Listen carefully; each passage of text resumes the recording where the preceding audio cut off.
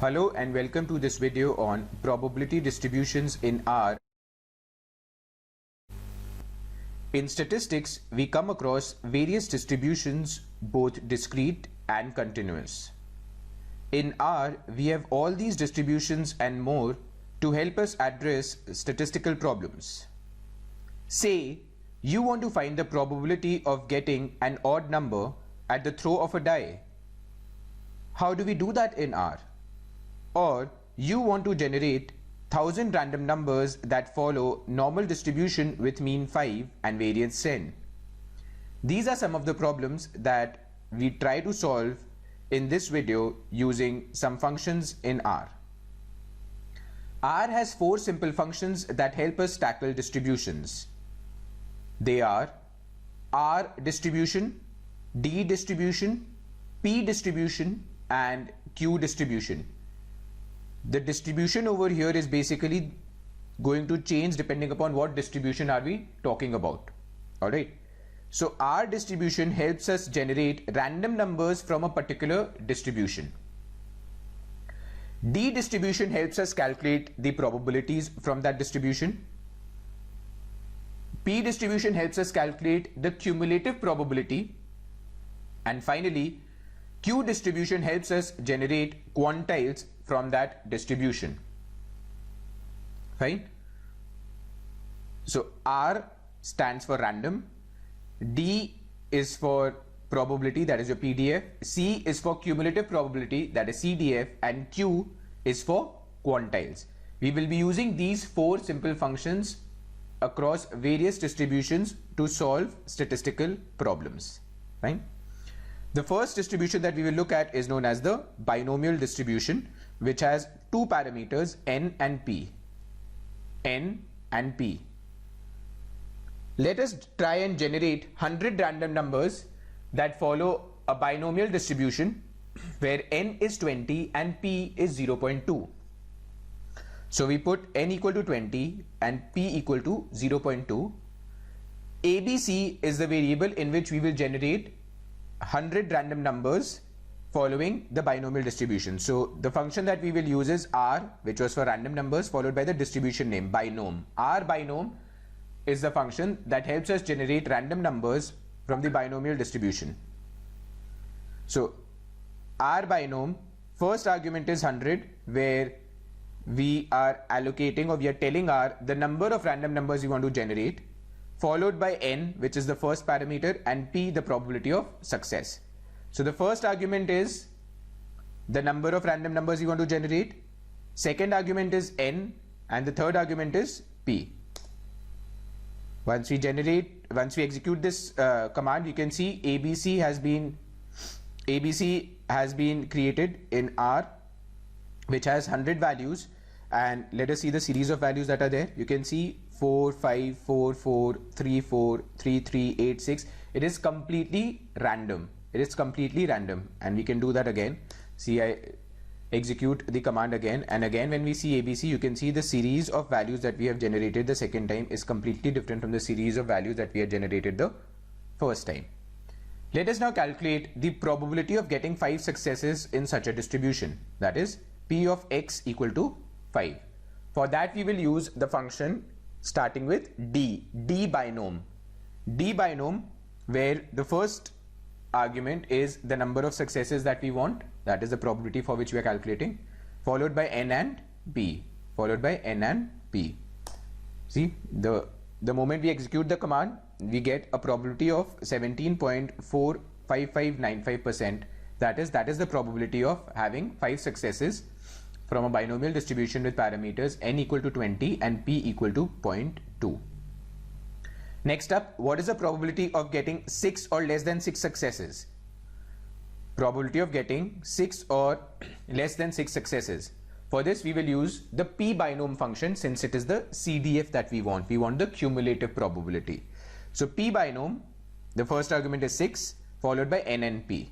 So see, 91.33075%. 91.33075% is the CDF of 6, which follows binomial with 20 and 0.2. Fine. Let us just check also once to check if the distribution is working properly or not. We find out the cumulative distribution of 20 successes. So see, remember our n is 20. Our n is 20. So if you find out the CDF of 20, that means you're basically finding out from 0 to 20 all the possible values. So the CDF will obviously be 1. You see, it's coming out to be 1. Clear? How can we check the quartiles in R? To check the quartiles, we will use the quantile function. We'll use the quantile function in R. So Q binom followed by 0.25, that is the first quartile probability. Then the two parameters n and p. When we execute this, we get 3 as the value. So 3 is the value where we get our first quartile. We get the first quartile. The median is where the cumulative probability comes out to be 0.5. 0.75 is the third quartile.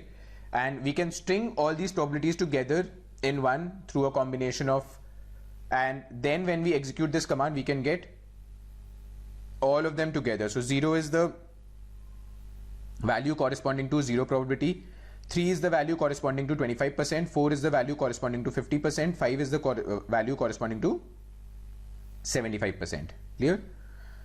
To get the median, obviously we can easily do Q binom 0.5 comma n comma p. We can then look at getting the mode and the mean. For mean, it's very simple. We have the function mean followed by ABC. We have already seen that in an earlier video. So see, we get the mean to be 3.95. Had you done it theoretically, your mean would have come out 20 into 0.2, that is NP, that would have been 4. Let us also check the variance. The variance comes out to be 2.654.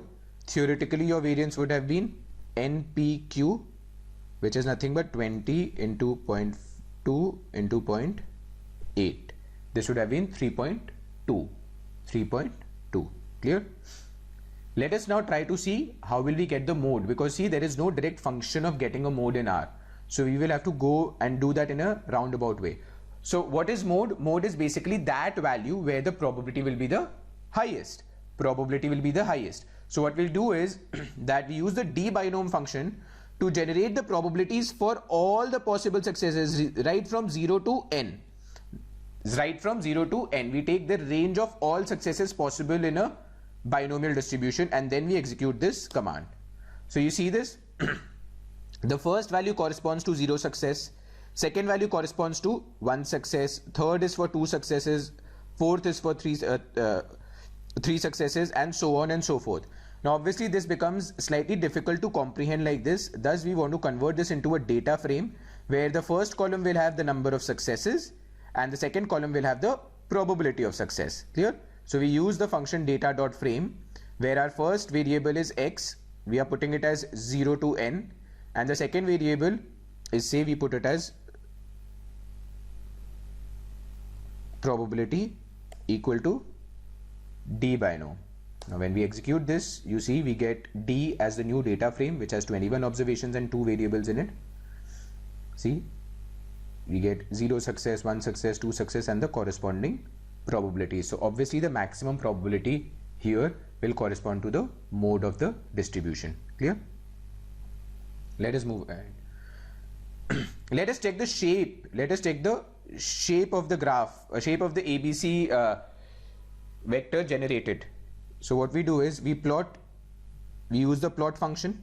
We use the plot function where the first coordinate is ABC, that is the values that we have generated, that will be plotted on the x-axis, and on the y-axis we will plot the probabilities of the respective values generated on the x-axis. So x-axis has the values and y-axis has the probabilities. So when we execute this, just a second.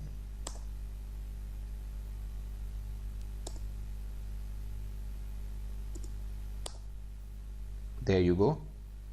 That's the distribution that we get. That's the distribution that we get. Clear? That is the distribution we get for plotting the binomial function. Fine. You can clearly see that it is not symmetric, and it should not be symmetric because P is 0.2. What if we would have had generated a different set of random numbers D, E, F, in which we have again 100 random numbers with n equal to 20 and p equal to 0.5. Now if we see, we'll plot this, the distribution will come out to be absolutely symmetric. See this.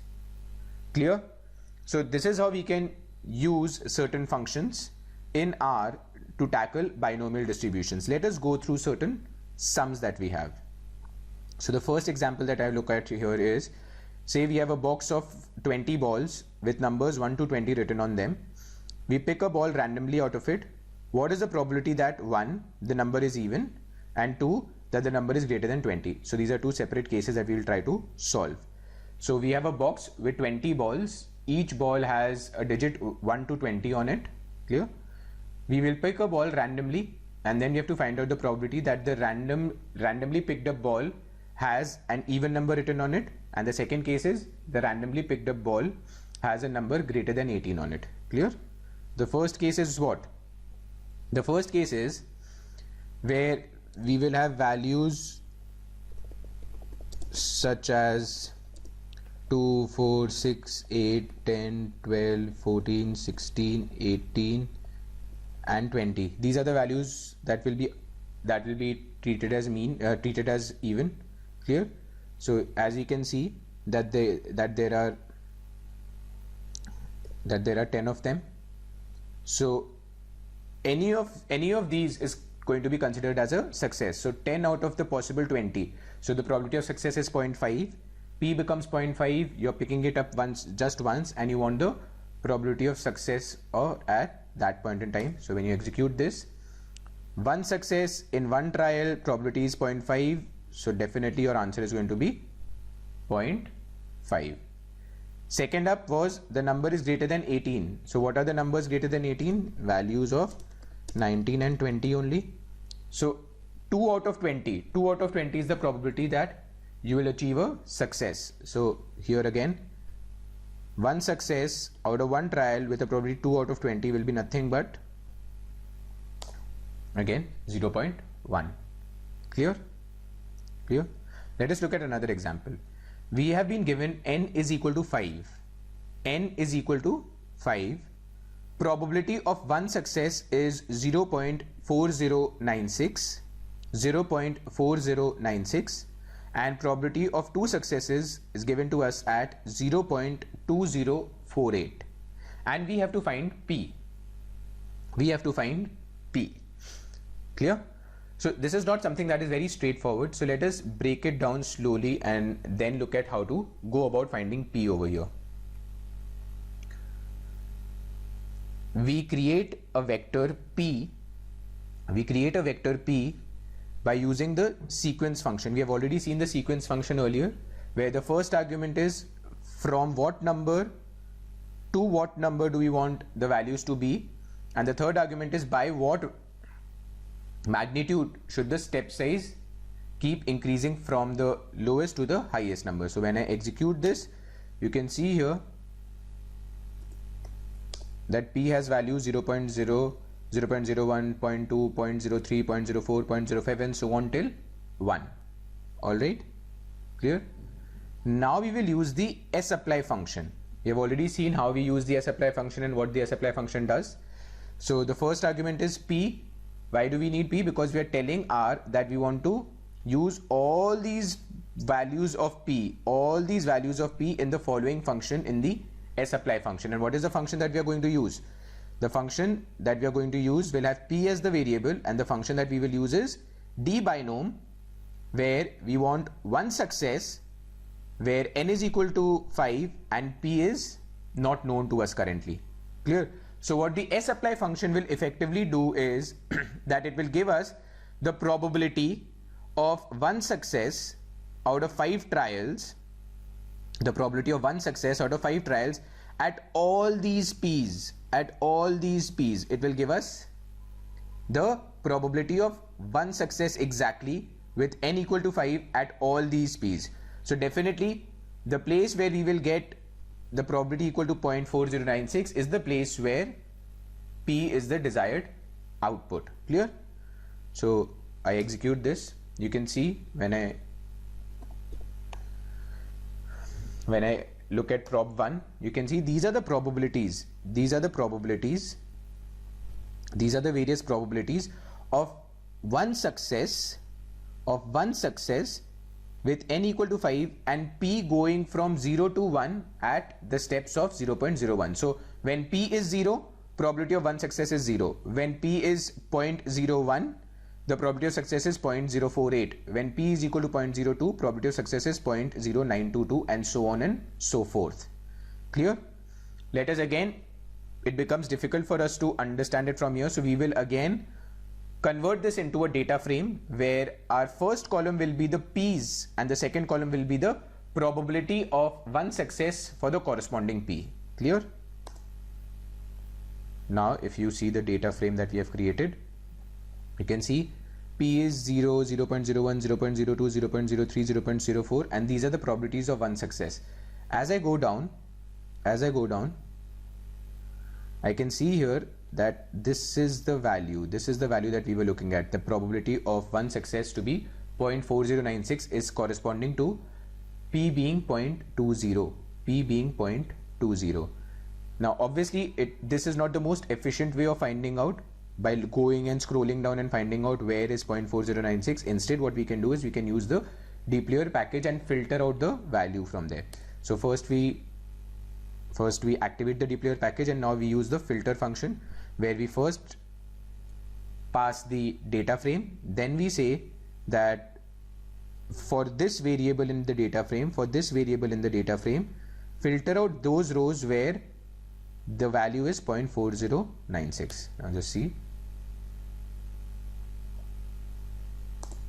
when we filter out, p comes out to be 0.2. There is just one such value where the probability 0.4096 occurs, and it is corresponding to p being 0.2. Let us check it also. So if I say d binom 1, 5, 0.2 comes out to be 0.4096, or d binom, since we have also been given the probability for two successes, 0.2048. If you go up, you see it was 0.2048. So our p is nothing but 0.20. Clear? Similarly, we have the Poisson distribution where the parameter is just one, which is lambda. Clear? So if you want to generate 100 random numbers from Poisson distribution with lambda being equal to 4, so it's a very simple thing. rpois, rpois. So the functions would be nothing but rpois, ppois, dpois, and qpois. Clear? rpois again for random number generation, ppois for cumulative probability, dpois for probability, and qpois for quantile. Again, let's check the mean, median, standard deviation, variance. Clear? Obviously, if we increase the number of random numbers generated, we know that the mean and the variance will both be nothing but lambda, that is 4 in our case. See, it is significantly close to 4, and so is the variance. The moment I increase this to 10,000, see the mean now 4.02 and variance also 3.99. Clear? So let me go back to 100. Say you want to find out the probability of exactly 4 occurrences, and lambda also being equal to 4, 19.53. The CDF of 3 with lambda being 4. So these are various things that you can keep looking at. Now see, this comes out to be 43.34%. The CDF at 4 comes out to be 62%. So when I take out the mean, obviously it is in this range, so your mean you can see from median, sorry, when I take out the median, you can see till 3 your cumulative probability was 43%. At 4 it becomes 63%. So obviously when you find out the median, it will be nothing but 4 only. Clear? We can plot the distribution. I'll remove this one first, and so that you can see it here. Plot x again. X is going to be the number of the values that we generated through the random number function, and then on the y-axis we'll be plotting the probabilities. See this, the distribution. It's pretty clear. Fine. What if we change this say to 1. Okay, these are things that we can easily do in R and see how the shape actually changes for the distribution. Clear? So it helps us understand the importance of parameters and how they impact the distribution in the end. See, it almost becomes absolutely symmetric. Clear? Okay, so coming back, this is how you can also take out the mode. Earlier we had seen a method of taking out the mode, remember, where we had I'll go back and show you how we took out the mode in binomial distribution. See this, we first found out the probabilities at different levels of successes and then plotted it, sorry, not plotted it, we created a data frame to find out the maximum probability area. We could have directly done this also, that maximum probability is this, and we know it comes out to be 19.53668, which we had seen earlier also. So 4 is also your mode. It's not just your median, it is also your mode. Clear? Let us look at an example for Poisson function also, or distribution also. We want to find out the probability of x being greater than equal to 2 and less than 5. That is, the number of events that must have occurred should be greater than equal to 2 but less than 5. So if I break it down, I can write it as this also: p of x equal to 2, x equal to 3 and x equal to 4. Agreed? So one way of doing it would be finding out the probabilities. D poise 2, 4, D poise 3, 4 and D poise 4, 4. Clear? So when I execute this, you get this answer. The other way obviously is to find out x to be less than equal to 5 minus p of x exactly equal to 5, clear, minus p of x less than equal to 1. So see this is also the same method. So it depends upon you as to how you want to maneuver these different functions that we already have with us. Clear? Let's see another example for Poisson distribution. X follows Poisson distribution with p as your parameter such that the probability of having 0 and 1 events is the same, such that the probabilities of having 0 and 1 event is the same. So it's something similar to what we had already seen earlier in the binomial distribution, where we found p then also, and we'll find p here as well. So we write S apply p going from 1 to 20, p going from 1 to 20. So we are taking the lambda to be numbers from 1 to 20, and then we will find out the probability of 0 and 1 event for all these p's. Clear? We'll find out the probabilities for 0 and 1, for x to be 0 and x to be 1 for all these p's ranging from 1 to 20. At whichever p we see that the probability of x equal to 0 is actually equal to probability of x equal to 1, that will be our answer. Clear?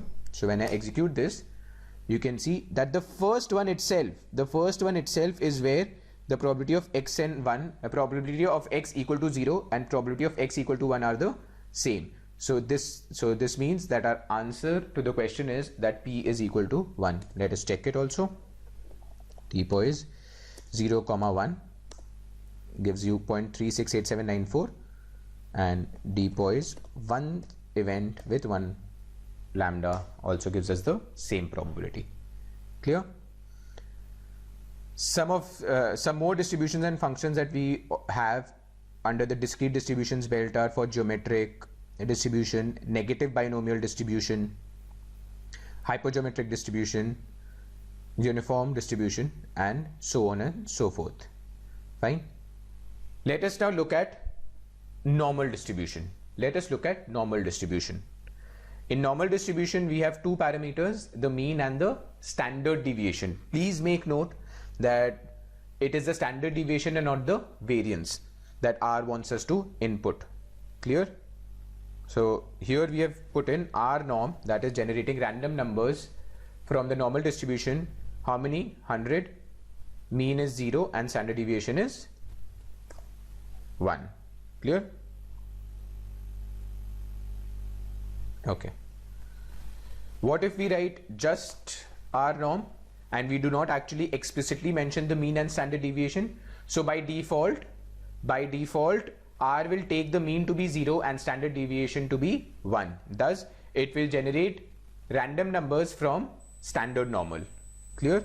So if I find the mean of A, you see it's almost 0, standard deviation is almost 1, and so is the variance. Clear? Let us try to find out the probability of x being less than 14 if x follows normal with mean 14 and variance 20. So it will be nothing but p norm followed by the first argument 14, second argument is your mean, and remember the third argument is your standard deviation. So I will write it as square root of 20. So if I execute this, I get the answer to be 0.5. If you want to do it by converting it into z, then we can use the scale function. So we write p norm, we use the scale function of 14 is the value, and we want to scale it by putting the mean equal to be 14 and standard deviation to be 20. Remember, the scale function has these arguments: the number you want to scale, the mean that you want to use while scaling, and then the scale, which is nothing but the standard deviation.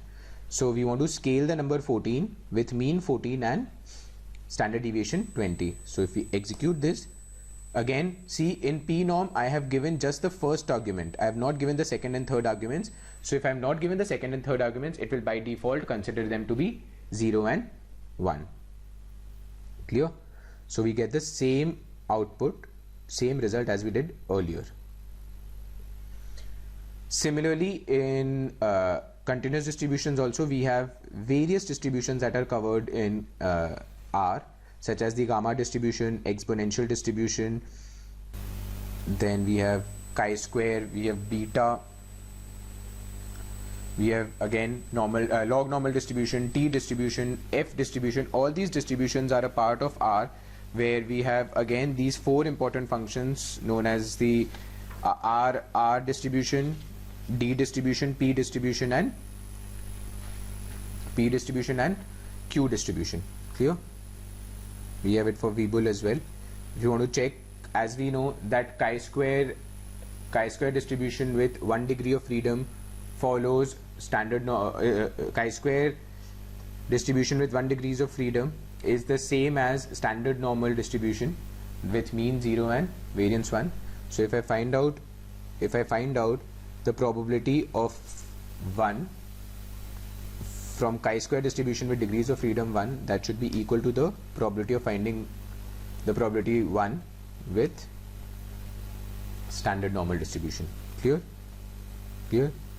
For T also, we have seen that at significantly high degrees of freedom, T behaves much like the normal distribution, or the distribution of T almost becomes like normal.